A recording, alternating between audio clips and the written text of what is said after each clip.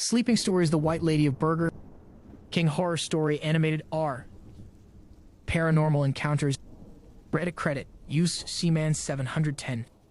The White Lady of Burger King. Hey all, first time poster, but my friend said should share this saga with all of you. There's so much more to share, but I've yet to write out my part 2 yet. So here's the first part. Hope you all will find it interesting. For a while things had calmed down in my life with the supernatural, but as of the last couple of years all kinds of bizarre events are happening. Thought some would make great stories to share with you, but I'm starting with an ongoing saga of what we have dubbed the White Lady at my Burger King. I've worked for the company a year now, and both locations I have been at were haunted. While there's not much story to the first store, I was at what I've experienced on the night shift, along with others at my current store, is something straight from a horror movie. It started simple enough. One night, while I was manning the front counter, I noticed a young woman in her 20s waving to get my attention. She had what I'd best describe as a formal white gown on from the flapper days and long blonde hair. I explained I'd be right with her, and turned away less than a second. In the time I'd taken to turn back around, she was gone. I assumed I was just exhausted and wrote it off until a month later. My CO workers and were discussing ghosts, and while asking if a friend believed in them, she mentioned she'd seen one at work. When I asked the story, I'll give you one guess as to the specter she described. That's right, the same lady, the same wave, even standing in the same place. It really creeped us out, but we didn't think much of it. But apparently the woman knew we'd seen her because that's when the haunting began in earnest. It started as little things. To this day I see her in the lobby doing various things.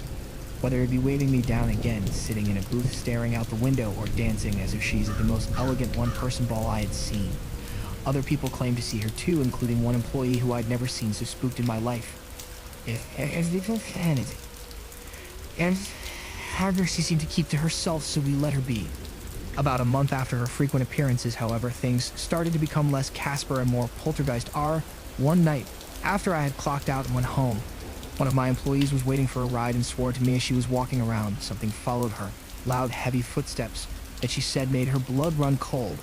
I found this a little eerie, but thought nothing of it even after she quit, no longer wishing to work the Nigby shift. Then came my disturbing experience. At about 11:55, only 5 minutes until closing, was taking orders. I had told the current car that I didn't have a specific item they wanted.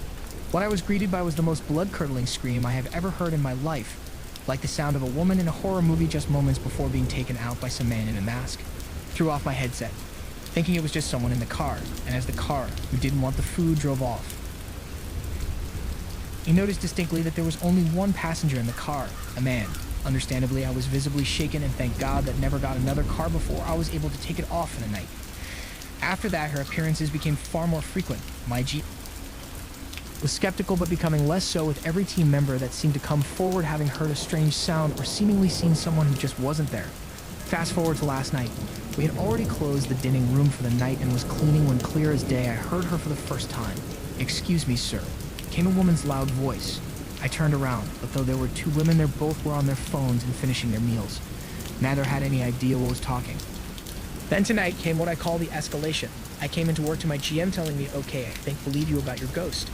I asked what happened, and according to her, both managers this morning, while the store was completely empty, swore up and down that they heard someone shout the ASM name. After a thorough search, they found absolutely no one in the store, which apparently spooked her out.